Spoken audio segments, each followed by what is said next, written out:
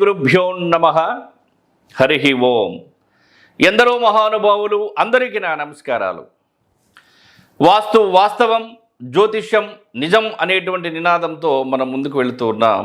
ఆ క్రమంలో ప్రతిరోజు కూడా వాస్తుశాస్త్రానికి సంబంధించినటువంటి అంశాన్ని తెలుసుకుంటూ వస్తున్నాం. ఈరోజు మనం తెలుసుకునేటువంటి విషయం ఏమిటంటే, స్థలములో కానీ గృహములో కానీ బరువులను ఎటు ఉంచాలి, ఎటు ఉంచకూడదు అనేటువంటి విషయాన్ని ఈరోజు మనం తెలుసుకునేటువంటి ప్రయత్నం చేద్దాం.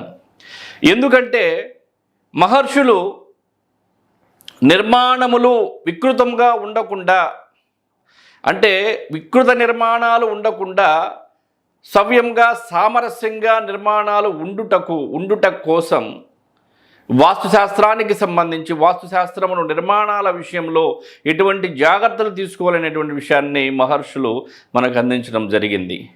అంటే ఆ వాస్తుశాస్త్రం ప్రకారం కనుక మనం నిర్మాణాలు చేసుకున్నట్లయితే నిర్మాణాలు అనేవి వికృతంగా లేకుండా సక్రమంగా ఉండుటకు ఎక్కువ అవకాశం ఉంటుంది.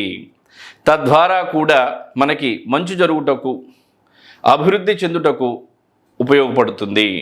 ఎందుకంటే ఎవరి ఇష్టం వచ్చినట్లు వాళ్ళు నిర్మాణం చేసుకోకూడదు అని ఒక క్రమ పద్ధతిలో, ఒక సరైనటువంటి ప్రాకారముతో, సరైనటువంటి ప్లానింగ్తో నిర్మాణాలు చేసుకోవటం వలన, అంటే ఉచ్చనీచ స్థానాలకు సంబంధించి కానీ, బరువులకు సంబంధించి కానీ, గుంటలకు సంబంధించి కానీ, అన్నిటికీ సంబంధించి ఒక డైరెక్షన్, అంటే ఒక సూత్రం అంటే ఈ విధంగా పాటించడం వలన జరిగేటువంటి పరిణామాలు, అంటే మంచి కావచ్చు, చెడు కావచ్చు. మంచికి సంబంధించి మంచి పరిణామాలు, చెడుకు సంబంధించి చెడు పరిణామాలు వస్తాయని సూచించడం జరిగింది. కాబట్టి ఈరోజు వీడియోలో మనం బరువులను ఎటు పెట్టవచ్చు, ఎటు పెట్టకూడదు, ఎటు పెట్టవద్దు అనేటువంటి అంశాన్ని తెలుసుకునేటువంటి ప్రయత్నం చేద్దాం. మనం ఈ మ్యాప్ను కనుక గమనిస్తే, చూస్తే తూర్పు పడమర, ఉత్తరం దక్షిణం, ఈశాన్యం నైరుతి, ఆగ్నేయం వాయువ్యం. అంటే తూర్పుకు సంబంధించి కానీ, ఉత్తరానికి సంబంధించి కానీ, ఈశాన్యానికి సంబంధించి కానీ ఎటువంటి బరువులు పెట్టకూడదు. అంటే పడమరకు సంబంధించి, నైరుతికి సంబంధించి, దక్షిణానికి సంబంధించి కన్నా కూడా ఎక్కువైనా కావచ్చు, లేదా బరువులు ఉండేటువంటి వస్తువులైనా కావచ్చు, తూర్పు ఉత్తరం ఈశాన్యాలలో ఎటువంటి పరిస్థితుల్లో కూడా పెట్టకూడదు. అంటే మీరు ఈ స్థలాన్ని కనుక గమనిస్తే, ఇది స్థలము లేదా గృహము అనుకోండి. వాయువ్యం నుండి ఆగ్నేయానికి సంబంధించి ఈశాన్యం సైడ్ ఉన్నటువంటి ఈ డైరెక్షన్లో బరువులు ఎటువంటి పరిస్థితుల్లో కూడా పెట్టకూడదు. అందుకనే మహర్షులు అనుభవపూర్వకంగా దక్షిణం పడమర గదులు పెద్దవిగాను, తూర్పు ఉత్తరం గదులు చిన్నవిగాను నిర్మాణం చెయ్యాలి అని వివరించారు. అంటే గదులు పెద్దగా ఉన్నప్పుడు ఆ గదిలో ఎక్కువ సామాగ్రి లేదా ఎక్కువ వస్తువులు లేదా బరువు ఉన్నటువంటి వస్తువులు పెట్టుటకు విశాలంగా ఉంటుంది. కాబట్టి దక్షిణం పడమర దిక్కుల యందు పెద్ద గదులుగాను, ఉత్తరం తూర్పు కన్నా కూడా పెద్ద గదులుగాను, ఉత్తరం తూర్పు గదులు చిన్న గదులుగాను పెట్టాలని వాస్తుశాస్త్రం ప్రకారం మహర్షులు మనకి వాస్తుశాస్త్రం ద్వారా చెప్పారు. అలా కాదని ఇటు సైడే మనకి కంఫర్ట్గా ఉంది, లేదు సౌకర్యవంతంగా ఉందని చెప్పని బరువులన్నీ కనుక ఇటు సైడ్ పెట్టారనుకోండి, మిమ్మల్ని పతనం చేస్తుంది. ఆ గృహము, ఆ స్థలం మిమ్మల్ని పతనం చేస్తుంది. కాబట్టి ఆ నియమాన్ని మీరు గమనించాలి. ఎందుకనగా దక్షిణము పడమర నైరుతి బరువులను మొయ్యగలవు, అధికమైనటువంటి బరువులను మొయ్యగలవు. అంటే దక్షిణాగ్నేయం నుండి పశ్చిమ వాయువ్యం వరకు మీరు ఎంత బరువైనా, ఎన్ని రకాలకు సంబంధించిన బరువులైనా సరే వేసుకోవచ్చు, వేయవచ్చు, పెట్టవచ్చు, ఇబ్బంది ఏం లేదు. వాస్తుశాస్త్రం ప్రకారం కూడా సుభిక్షంగా ఉంటారు.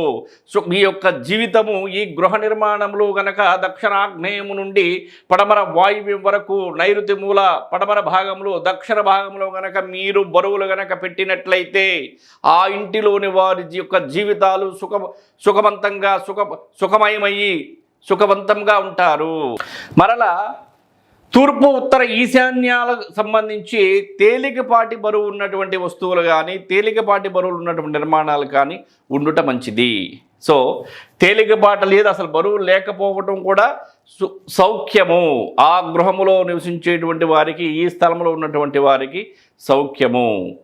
కాబట్టి ఏ డైరెక్షన్లో బరువులు వేయాలి, ఏ డైరెక్షన్లో బరువులు వేయకూడదు అనేటువంటి విషయాన్ని కూడా మనం పరిగణలోకి తీసుకోవాలి నిర్మాణాలకు సంబంధించి. మరలా ఈశాన్యానికి సంబంధించి గృహములో కానీ, గృహములో ఉన్నటువంటి ప్రతి గదిలోనైనా సరే, అపార్ట్మెంట్కి సంబంధించి ప్రతి గదిలోనైనా సరే ఈశాన్య మూల బరువు ఉండకూడదు. ఉంటే మీ జీవితాన్ని భారం చేస్తుంది, మీ జీవితం భారవంతమవుతుంది, భారంగా మీ జీవితం ముందుకు వెళ్తుంది, కష్టంగా మీ జీవితం ముందుకు వెళ్తుంది. ఈశాన్యానికి సంబంధించి అంత ప్రాముఖ్యతను ప్రతి యజమాని కూడా చూసుకోవాలి, ప్రతి యజమాని కూడా ఇవ్వాలి. ఎందుకంటే ఈశాన్యం జననాన్ని కోరుతుంది కాబట్టి. ఈశాన్యం మూల కానీ, తూర్పు ఈశాన్యం కానీ, ఉత్తర ఈశాన్యం కానీ, ఈశాన్యం మూలలో కానీ ఎటువంటి పరిస్థితుల్లో కూడా ఎత్తు కానీ, బరువులు కానీ, ఉండేటువంటి నిర్మాణాలు కానీ, ఉండేటువంటి వస్తువులు కానీ, గదికి సంబంధించైనా, గృహానికి సంబంధించైనా, స్థలానికి సంబంధించి, స్థలం మొత్తానికి సంబంధించైనా సరే పెట్టకూడదు. కాబట్టి స్థలాన్ని బట్టి కానీ, స్థలంలో ఉన్నటువంటి గృహాన్ని బట్టి కానీ, లేదు అపార్ట్మెంట్కి సంబంధించి అయినా సరే, వ్యాపార సంస్థలకు సంబంధించి అయినా సరే, ఎటువంటి నిర్మాణానికి సంబంధించి అయినా సరే, ఉత్తర వాయువ్యం నుండి తూర్పు ఆగ్నేయం వరకు, సో ఈ డైరెక్షన్లో బరువులు అనేది ఉంచకూడదు, పెట్టకూడదు. తర్వాత పశ్చిమ వాయువ్యం నుండి దక్షిణ ఆగ్నేయం వరకు ఈ డైరెక్షన్లో బరువులను పెట్టుకోవచ్చు. మరలా ఎత్తుగా ఉండేటువంటి వస్తువులు కానీ, స్థిరముగా ఉండేటువంటి వస్తువులు కానీ, వాటిని కూడా వాస్తుశాస్త్రం ప్రకారం ఏ డైరెక్షన్లో ఉంచాలో ఆ డైరెక్షన్లో మాత్రమే పెట్టుకోవాలి. ఇలా ఒక క్రమ పద్ధతిలో నిర్మాణములు చేసుకోవటం మంచిది అని నేను నమ్ముతున్నాను, నేను అంటున్నాను. మరి మీరేమంటారు? సో ఆ విధంగా మేము చేయమండి, మా ఇష్టం వచ్చినట్లు మేము చేసుకుంటామని మీరు అంటారా? అంటే మీ ఇష్టం వచ్చినట్లే మీరు చేయండి, ఇబ్బంది ఏమీ లేదు, ఎవరికి ఇబ్బంది ఏమి లేదు. శాస్త్రాన్ని నమ్మినవాడు నమ్మినట్టు ఉంటాడు, నమ్మనివాడు నమ్మనట్లుగానే ఉంటాడు. చేసుకున్న వాడికి చేసుకున్నంత మహదేవా. మీ గృహములో, మీ ఇంటిలో, మీ స్థలములో వాస్తుదోషాన్ని ఉంచుకొని, వాస్తుదోషాన్ని ఏర్పాటు చేసుకొని, వాస్తుదోషము ఉండి మీరు గుడి గోపురాల చుట్టూ తిరుగుతూ వృధాగా మీ దగ్గర ఉన్నటువంటి ధనాన్ని వెచ్చించి తిరగటం వలన, కాలయాపన చేయటం వలన, మీ దగ్గర ఉన్నటువంటి ధనాన్ని ఖర్చు చేయటం వలన ప్రయోజనం శూన్యం, నిష్ప్రయోజనం. మీ ఇంటిలో దోషం ఉన్నప్పుడు మీరు భగవంతుడి దగ్గరికి వెళ్ళి నమస్కారం చేసినా కూడా, ప్రార్థించినా కూడా, పూజలు చేసినా కూడా భగవంతుడు మీ మొరను ఆలకించడు. ఇది తథ్యం, ఇది 100% నిజం. ఎందుకంటే దోషాన్ని తీసేసిన నాడు మీరు చేసేటువంటి పూజకి ప్రతిఫలం అనేది దక్కుతుంది. దానికి సంబంధించి రోత కన్నా హెచ్చు వరమీదు దైవంభు, చేత కన్నా హెచ్చు రోత కాదు, రోతకు అజుడు కర్త, చేతకు తానే కర్త. అంటే రోత తలరాత కన్నా హెచ్చు వరమీదు దైవంభు, చేత కన్నా హెచ్చు రోత కాదు.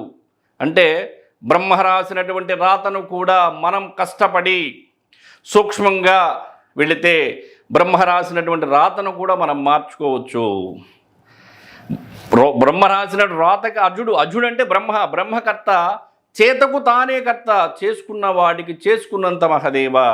ఎవరు ఎంత చేసుకుంటే వారికి దానికి తగ్గట్లు ప్రతిఫలం అనేది వస్తుంది. కాబట్టి ఈ విషయాలన్నింటినీ కూడా మీరు గమనిస్తూ పాటిస్తూ బాగుపడాలి అనేటువంటిదే మా కాంక్ష.